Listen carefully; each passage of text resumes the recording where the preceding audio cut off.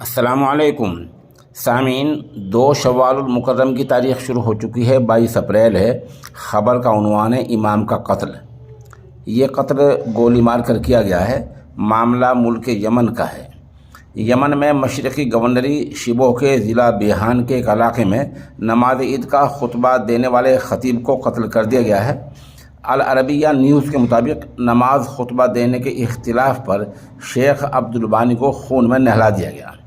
نماز عید کے بعد گھر واپس جاتے ہوئے مسلح افراد نے شیخ عبداللہ البانی کی گاڑی کو روکا گیا اور انہوں نے فائرنگ کر کے مار دیا۔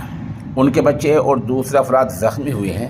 شیخ عبداللہ پر ایک گولی چلائی گئی جس سے وہ موقع پر ہی جاں بحق ہو گئے ہیں۔ بتایا گیا ہے جھگڑا اس بات کو لے کر پیدا ہوا کہ عید الفطر کا مبارک خطبہ کون دے اور نماز کی امامت کون کرے، نماز کون پڑھائے، خطبہ کون دے، اس بات کو لے کر جھگڑا ہو گیا اور یہ جھگڑا جلد ہی خطرناک صورتحال میں بدل گیا اور حالات نوبت یہاں تک پہنچ گئی کہ دوسرے فریق نے گولی مار کر امام کو قتل کر دیا۔